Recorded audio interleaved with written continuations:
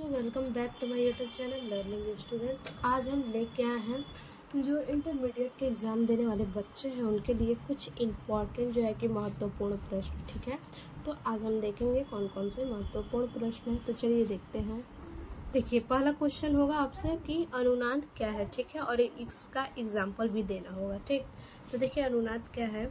जब किसी कंपन करने वाले तार, लकड़ी या किसी अन्य युक्ति की, ठीक है, जब किसी भी कंपन करने वाले तार या फिर लकड़ी या अन्य युक्ति की स्वाभाविक आवृत्ति उससे लगे हुए वातावरण की आवृत्ति के बराबर हो जाती है। ठीक है, जब कंपन करता है तो क्या होता है, उसका जो स्वाभाविक आवृत्ति होती है उससे लगे हुए वातावरण की आवृत्ति के बराबर हो जाती है। ठीक है, उस अवस्था को अनुनाद कहते हैं। जैसे में देखिए, जैसे में हो जाएगा झूले को उसकी प्राकृतिक आवृत्ति पर धक्का देना। जैसे झूले को क्या करते हैं, ढकेलते हैं तो आगे पीछे करता है। ठीक है, तो जब झूला आगे पीछे कर रहा है तो उसको क्या बोला है कि प्राकृतिक आवृत्ति पर धक्का देना, यानी उसको धक्का देते रहना। ठीक है, उसके बाद है दूसरा, रेडियो और टीवी में ट्यून सर्किट। ये भी क्या है, अनुनाद का एग्जाम्पल है। ठीक है, रेडियो और टीवी में जो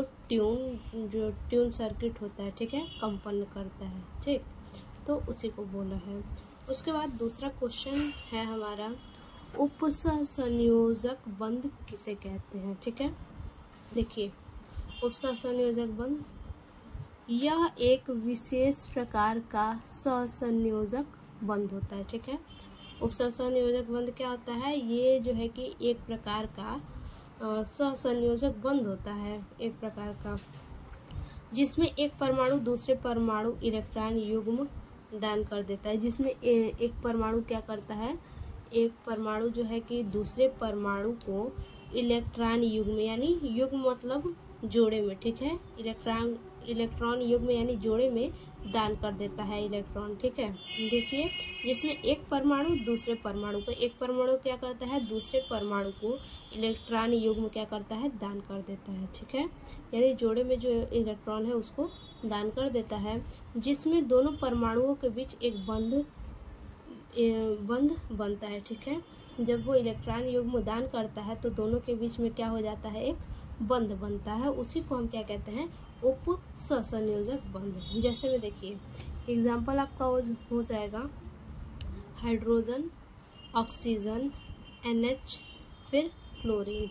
ठीक, तो ये हमारा है उपसंयोजक बंध। अगला क्वेश्चन है हमारा, संकरण किसे कहते हैं। ठीक है, संकरण किसे कहते हैं, तो देखिए संकरण लिखेंगे दो परमाणु कक्षकों को मिलाकर। ठीक है, जो परमाणु कक्षक होते हैं उनको बोला है कि दो परमाणु कक्षकों को मिला के एक नए प्रकार के संकरित कक्षक बनाने की प्रक्रिया को संकरण कहते हैं। ठीक है, देखिए दो परमाणु कक्षक है, ठीक, उन दोनों को क्या किया जा रहा है, मिला दिया जा रहा है। दोनों परमाणु कक्षक को मिला दिया जा रहा है और मिला करके एक नए प्रकार का संकरित कक्षक बनता है। ठीक है, और उसी संकरित कक्षक बनने की प्रक्रिया को क्या कहते हैं, संकरण कहते हैं।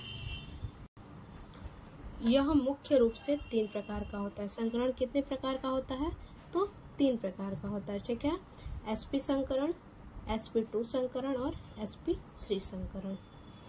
अब देखिए अगला क्वेश्चन। अगला क्वेश्चन है हमारा, कार्बोनियम आयन तथा कार्बोनायन किसे कहते हैं। ठीक है, कार्बोनियम आयन किसे कहते हैं और कार्बोनायन किसे कहते हैं, दोनों अलग अलग है। कार्बोनायन को आप कार्बन आयन भी कह सकते हैं। ठीक, तो देखिए कार्बोनियम आयन किसे कहते हैं, लिखेंगे एक धनात्मक आवेशित कार्बन परमाणु। ठीक है, जो धनात्मक कार्बन परमाणु है, एक धनात्मक आवेशित कार्बन परमाणु, आवेशित कार्बन परमाणु वाला आर्टान होता है। ठीक है, एक धनात्मक आवेशित कार्बन परमाणु वाला आर्टान होता है, जिसे कार्बोकेशन भी कहा जाता है। सीधा से याद रखिए, धनात्मक आवेशित जो कार्बन परमाणु होता है, ठीक है, आवेशित जो कार्बन परमाणु होता है, और कार्बन परमाणु कैसा होगा, धनात्मक होगा। ठीक है, तो ऐसे भी आप याद कर सकते हैं कि आवेशित कार्बन परमाणु, और वो आवेशित कार्बन परमाणु कैसा होगा, धनात्मक होगा। तो लिख लेंगे एक धनात्मक आवेशित कार्बन परमाणु वाला आटान होता है, ठीक है। जो एक धनात्मक आवेशित वाला परमाणु होता है वो आटान होता है, जिसे कार्बोकेशन भी कहा जाता है। कार्बोनियम आयन को क्या कहते हैं, कार्बोकेशन भी कहते हैं। और एग्जाम्पल के लिए देखिए CH3+, यानी क्या बोला है, धनात्मक, इसलिए CH3+ मिथाइल धनायन है, ठीक। उसके बाद है कार्बोनायन, यानी कार्बन आयन। कार्बन आयन को हम कार्बन आयन भी कह सकते हैं। देखिए एक ऐसा आयन है, ठीक, कार्बोनायन एक प्रकार का ऐसा आयन है जिसमें कार्बन परमाणु पर धनात्मक या ऋणात्मक आवेश होता है, ठीक। कार्बोनियम आयन में क्या है, धनात्मक आवेश होता है, और इसमें क्या है, इसमें धनात्मक और ऋणात्मक दोनों होता है, ठीक है। एक ऐसा आयन, ठीक है, एक ऐसा आयन जिसमें कार्बन परमाणु पर धनात्मक या ऋणात्मक आवेश होता है। सीधा से एकदम सिंपल भाषा में, एक ऐसा आयन जिसमें कार्बन परमाणु धनात्मक या ऋणात्मक होता है, ठीक है, जैसे CH3+ और CH3-, ठीक। अब इसके बाद जो अगला क्वेश्चन है हमारा, प्रकाशिक समवयवता का क्या कारण है, उदाहरण देकर समझाइए।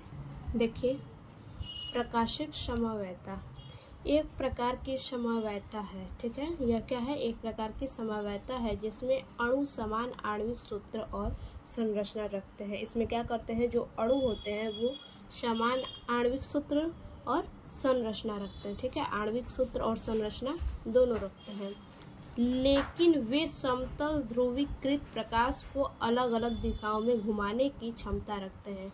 लेकिन ये क्या करते हैं, जो समतल ध्रुवीकृत प्रकाश होते हैं उनको अलग अलग दिशाओं में घुमाने की क्षमता रखते हैं, ठीक है। ऐसा चिरल परमाणु के कारण होता है। ऐसा क्यों होता है, ऐसा चिरल परमाणु के कारण होता है, ठीक। और इसका उदाहरण देखिए, इसका उदाहरण होगा लैक्टिक अम्ल के अध्ययन में देखा गया। जो लैक्टिक अम्ल होते हैं उसके अध्ययन में देखा गया कि लैक्टिक अम्ल 3 प्रकार का होता है, ठीक है। लैक्टिक अम्ल कितने प्रकार का होता है, तो 3 प्रकार का होता है। 2 प्रकाशत सक्रिय और 1 प्रकाशत निष्क्रिय होता है, ठीक। 3 प्रकार का होता है, जिनमें से 2 क्या होता है, प्रकाशत सक्रिय और 1 प्रकाशक निष्क्रिय होता है। देखिए अगला क्वेश्चन क्या है, इलेक्ट्रॉन स्नेही क्या है, ठीक है। इलेक्ट्रॉन स्नेही क्या है, देखिए इलेक्ट्रॉन स्नेही अभिकर्मक इलेक्ट्रॉन युग्म ग्रहण करके, जो इलेक्ट्रॉन स्नेही होते हैं वो अभिकर्मक इलेक्ट्रॉन युग्म यानी जोड़े में, ठीक है। अभिकर्मक इलेक्ट्रॉन युग्म ग्रहण करके, जो इलेक्ट्रॉन युग्म होते हैं अभिकर्मक, उनको ग्रहण करके इलेक्ट्रॉन स्नेही केंद्र पर आक्रमण करते हैं, ठीक है। जो इलेक्ट्रॉन स्नेही के जो केंद्र होते हैं उस केंद्र पर ये आक्रमण करते हैं। अभिकर्मक इलेक्ट्रॉन युग्म ग्रहण करते हैं और ग्रहण करके इलेक्ट्रॉन स्नेही केंद्र पर आक्रमण करते हैं, ठीक है। इसी कारण उन्हें इलेक्ट्रॉन स्नेही कहा जाता है, ठीक। एग्जाम्पल है FeCl3 AlCl3, ठीक। उसके बाद अगला क्वेश्चन है नाभिक स्नेही क्या है, ठीक है। ये तो इलेक्ट्रॉन स्नेही हो गया, दूसरा है नाभिक स्नेही क्या है। तो देखिए नाभिक स्नेही क्या है, लिखेंगे वे रासायनिक प्रजातियां, ठीक है, वे रासायनिक प्रजातियां जो नाभिक को आकर्षित करती हैं। क्या करती है, किसको आकर्षित करती है, नाभिक को आकर्षित करती है। वे रासायनिक प्रजातियां जो नाभिक को आकर्षित करती हैं और एक रासायनिक अभिक्रिया में इलेक्ट्रॉनों की दान करती हैं, ठीक है। एक रासायनिक अभिक्रिया में क्या करते हैं, इलेक्ट्रॉनों को दान करती हैं, ठीक। इसे ही हम क्या कहते हैं, नाभिक स्नेही। फिर से समझिए, वे रासायनिक प्रजातियां जो नाभिक को आकर्षित करती हैं, ठीक है। रासायनिक प्रजाति है जो कि नाभिक को आकर्षित करती है और एक रासायनिक अभिक्रिया में इलेक्ट्रॉनों को दान करती है। इसे ही हम क्या कहते हैं, नाभिक स्नेही कहते हैं। जैसे एग्जाम्पल हो जाएगा हमारा क्या चीज, OH - CN, यहाँ माइनस और NH3, ये क्या है, माइनस है, ठीक है। तो ये हमारा जो है कि एग्जाम्पल है। अगला क्वेश्चन है हमारा सिग्मा तथा पाई में अंतर, ठीक है। सिग्मा में और पाई में क्या अंतर है, देखिए, लिखेंगे सिग्मा में सिग्मा बंध और पाई बंध, ठीक। लिखेंगे सिग्मा में यह कक्षकों के अक्षों पर परस्पर अतिव्यापन द्वारा बनता है, ठीक है। सिग्मा कैसे बनता है, कक्षकों के जो अक्ष होते हैं उस अक्ष पर जो है कि परस्पर अतिव्यापन के द्वारा सिग्मा बंध बनता है, ठीक। और वही पाई बंध जो है वो यह दो P या D, ठीक है, P या D असंकरित कक्षकों के पार्श्व अतिव्यापन द्वारा बनता है, ठीक है। जो दो असंकरित कक्षक हैं P और D, उन्हीं के पार्श्व अतिव्यापन के द्वारा बनता है, ठीक। उसके बाद अगला हमारा क्वेश्चन है, अगला दूसरा नंबर पॉइंट है, यह SS, SP या फिर PP या संकरित असंकरित आदि कक्षकों के अतिव्यापन पर बनता है, ठीक। और यहाँ पे क्या है, यह P या D कक्षकों के अतिव्यापन से बनता है, ठीक। P और D, या तो P रहेगा या तो D रहेगा, ठीक है। इन्हीं कक्षकों के अतिव्यापन से बनता है। और यहाँ पे क्या कह रहा है, और ये जो है कि किसी भी कक्षकों में अतिव्यापन करता है, ठीक है। जैसे कि SS दिया है, SP दिया है, PP दिया है, ठीक है। संकरित और असंकरित कक्षकों में अतिव्यापन पर बनता है, ठीक है। उसके बाद तीसरा पॉइंट है, यह स्वतंत्र रूप में बन सकता है। जो सिग्मा बॉन्ड होता है ये स्वतंत्र रूप में बनता है, ठीक। और वहीं जो पाई बॉन्ड है यह सिग्मा आबंध के निर्माण के बाद ही बन सकता है, ठीक है। जो सिग्मा आबंध है ये सिग्मा आबंध के निर्माण के बाद ही जो है कि पाई बॉन्ड बन सकता है, ठीक है। चौथा पॉइंट है हमारा, यह अधिक स्थायी व कम क्रियाशील होता है। जो सिग्मा बॉन्ड होता है वो अधिक स्थायी होता है और क्रियाशील जो है कि बहुत कम होता है। उसके बाद है, यह अस्थायी व अधिक क्रियाशील होता है, ठीक है। जो पाई बॉन्ड होता है वो क्या होता है, यह अस्थायी होता है, ठीक है। ये क्या होता है, अस्थायी होता है, यानी स्थायी नहीं होता है और अधिक क्रियाशील होता है, ठीक। यानी दोनों क्या है, एक दूसरे के जस्ट अपोजिट है। और देखिए सिग्मा बंध का आप एग्जाम्पल दे सकते हैं CH4, ठीक है। अगर एग्जाम्पल कहा जाए तो आप एग्जाम्पल दे सकते हैं CH4, ठीक है। और इसमें क्या है, इसमें देखिए, इसमें जो है कि मीथेन है, ये CH4 मीथेन। और ये मीथेन जो है कार्बन और हाइड्रोजन परमाणु के बीच में बनने वाला क्या है, एकल बंध है, ठीक है। कार्बन और हाइड्रोजन के बीच में बनने वाला ये एकल बंध है। और ये परमाणु कक्षकों का अच्छी अतिव्यापन होता है। और पाई बॉन्ड का जो हमारा एग्जाम्पल होगा वो होगा